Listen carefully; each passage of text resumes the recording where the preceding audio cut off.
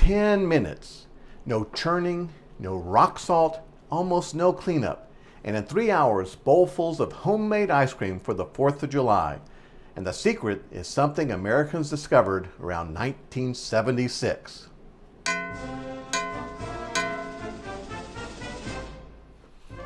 Hello, and welcome to the Iron Spoon Kitchen, where today the Iron Spoon is in a bowl full of strawberries. And if you haven't guessed it yet, we're going to be making food processor ice cream. And this is something that is delicious, with a couple of changes I made to the recipe because it got a little bit too highfalutin with some of the ingredients. But let's go ahead and get started with this. First thing we're going to do is take 1 pound of strawberries, and obviously I took off the leaves, into our food processor, and I'll tell you a little bit about that in just a second. So let's get this all pureed. Hey, I think that's got it.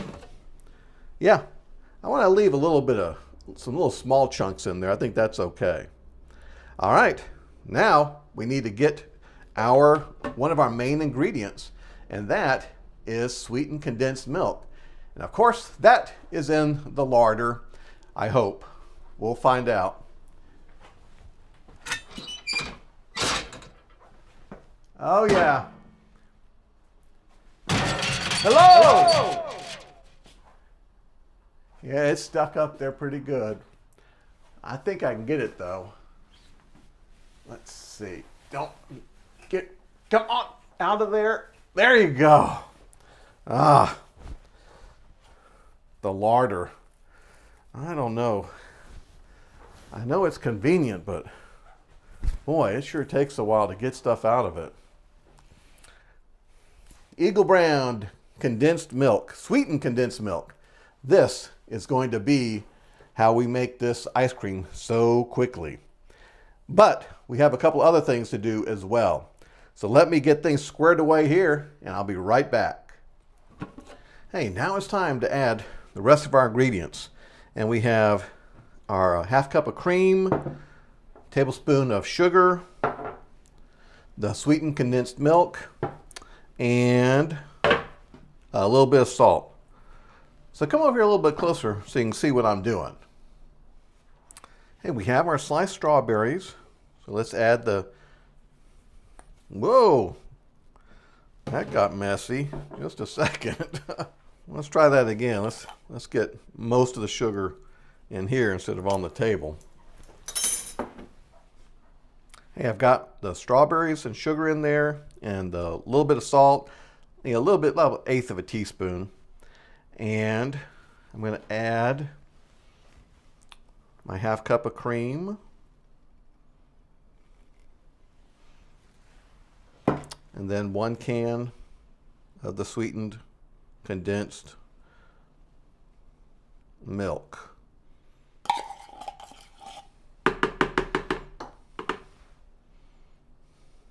Okay, now we'll mix that all together.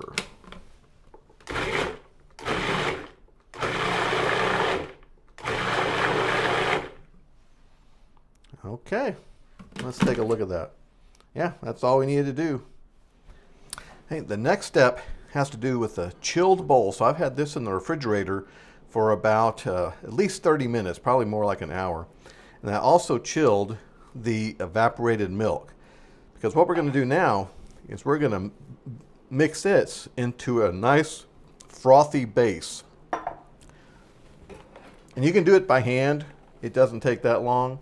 But first thing, so I'm going to go ahead and get this done. And while I'm doing this, let me tell you a little bit about how we got the food processor into the kitchen. It goes back to 1963 when Frenchman Pierre Verdun made a commercial version of the Robocoo food processor.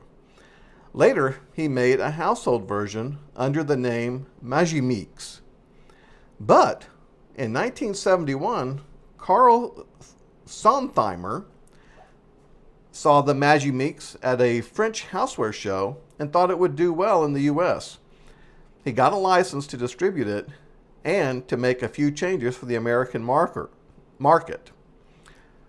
And he came up with the Cuisinart brand. The name is simply a combination of cuisine and art.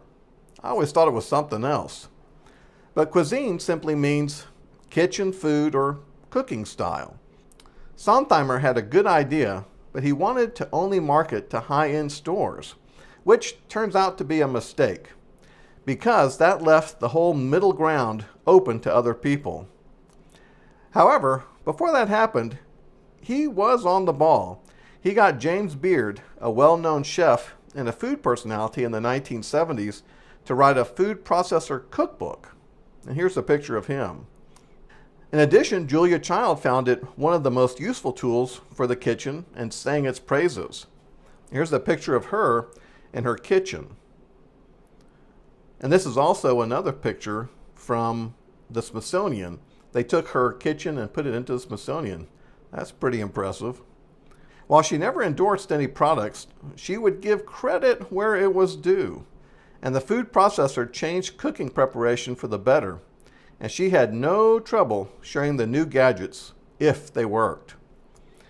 With the Cuisinart food processor focused only on the high-end shopper, well, this left the middle ground wide open, as I said. And General Electric and Waring stepped in, both who made blenders. By the mid to late 1970s, they were established brands, leaving Cuisinart way behind. The General Electric model still wasn't cheap, though. It cost $89 in 1977, which would be about $500 today with inflation. This was the model my mother had. Here's a picture of the GE model.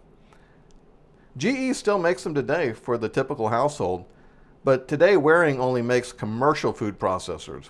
But if you do a lot of cooking, that Waring brand might be the way to go. They have quite the variety. Cuisinart eventually would be bought by Conair, who still makes them today. Okay, we want this to be in like soft peaks, and that's pretty soft. But you can see all the air that's in there, and that's what we want. It's time to add, well, this might be difficult to get that out. I'm going to add the puree mix here gently so I don't mess up what we just made frothy.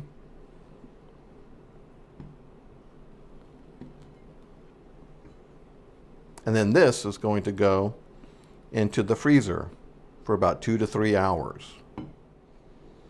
We have that all mixed up now. Now I'm going to pour it into our pan here.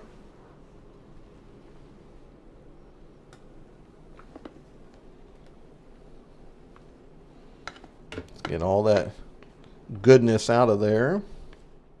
While our food processor ice cream is freezing, I have another one for you that's even simpler than that. And this one again is just using the Eagle brand sweetened condensed milk, not evaporated milk, and orange soda. And so I'm going to mix this up together and we'll see what we have. Come on over here a little closer. And the directions for this were pretty simple. It just said add 1 can of the sweetened condensed milk, and then the orange soda or whatever soda you wanted.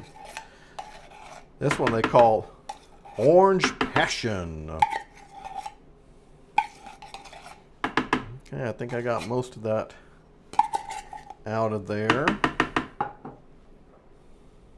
Please pardon this interruption. We want to remind you to like and subscribe. It makes a difference. We now return you to your regularly scheduled program. And it said to add 2 bottles of the soda, and this is like a 16-ounce bottle.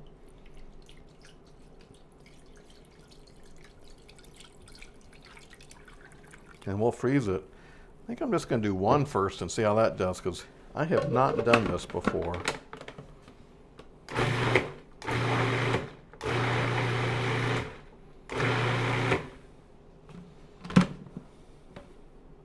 Well, that looks fine. I'm not going to take that off of there because it's dripping wet. So we'll use the portal. One thing I learned is that this part here is actually called the beaker. You remember Beaker from the Muppets? Okay, I think that's it. Yeah, it's nice and frothy. So I'm going to put this into another pan and we'll see how it comes out. It's starting to leak, so I think I went a little bit too much. It's been in the freezer for about 2.5 hours and it's not completely hard yet, but I think it's good enough. And what we're going to do is we're going to put it back into the food processor. And you may be wondering, what brand do I have? This is a Cuisinart, or Cuisinart, whatever you want to say. Cuisine. So Cuisinart. Something like that. So let me get this all out of here.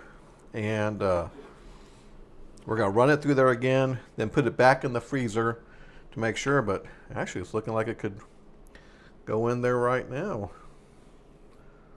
But we'll do it the way the recipe says. We'll give it one more whirl around the food processor.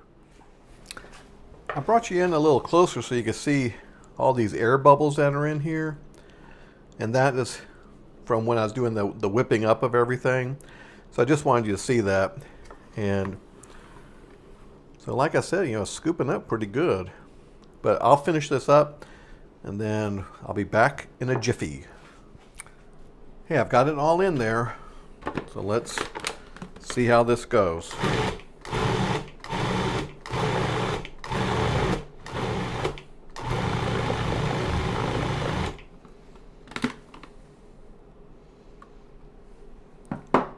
Hey, that looks done.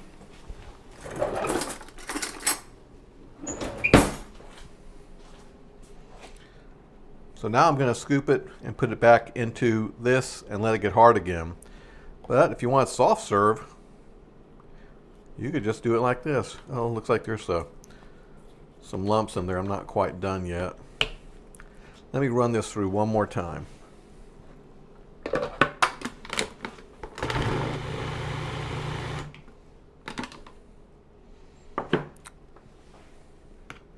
Okay, that looks pretty smooth. Okay, now I'm going to pour it back in here and let it freeze up a little bit more. Or you could just serve it like this if you want a soft serve. That's probably a little bit too soft. But it's great for a milkshake. Ooh, there's a good idea. Hey, I've got it all back into the pan here. So now back into the freezer. And maybe just for maybe an hour or hour and a half. Now here's the orange soda version. And I'm going to give that a taste, though, to see. Again, it's not, you can see it's still pretty soft. But I just want to see what it tastes like.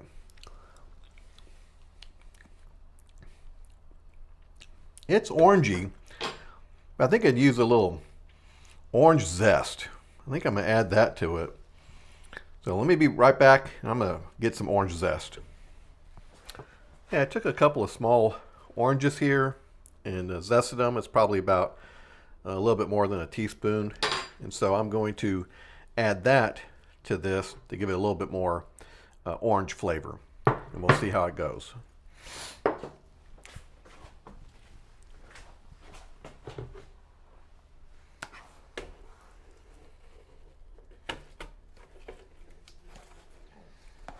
Okay, I'll be right back. Okay, I got everything in there. I'm going to add the orange zest. Come on out of there. You know you're watching a quality program when the cook decides, hey, this needs some orange zest. Uh-oh, just flick some out of there. So much for being a quality program. All right, well, let's see how this comes out. Well, I didn't put the blade back in. How about that? See, it doesn't do much without the blade. Number one tip, always put the blade in here. I'll be back in a little bit. Okay, blade in there. I bet some of y'all noticed that while I was doing it. I said, "Where's the blade? Put the blade in." But I couldn't hear you.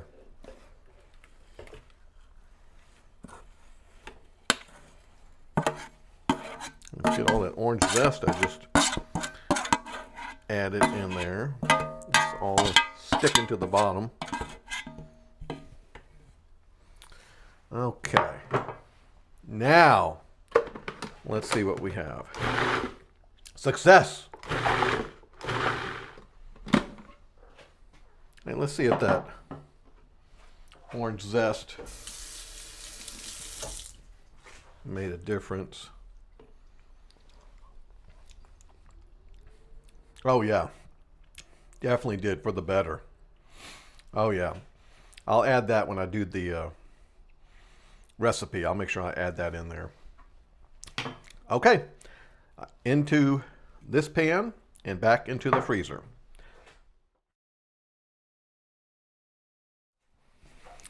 And I've got everything out of the freezer, and I felt a draft, and I know why. I never closed the larder.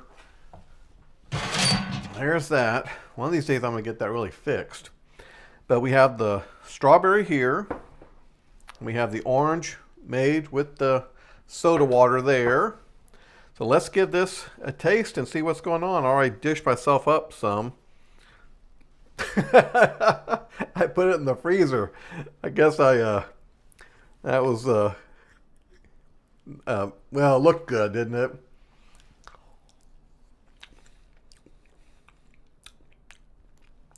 Tastes like strawberry ice cream. Yeah, I would say that works. If you want to do a fast version, there's nothing wrong with that. So let's taste the soda water one.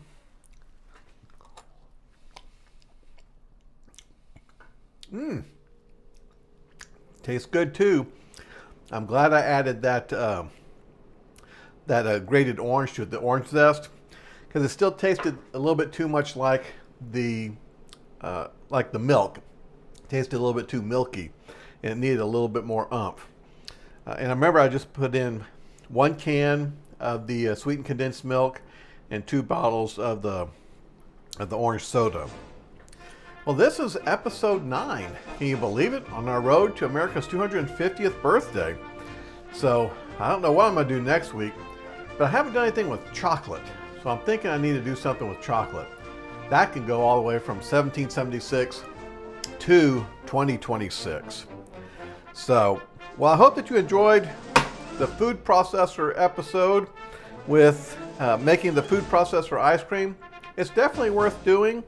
And if you want to do something on the quick version. But that food processor, boy, it has sure come in handy, as I said.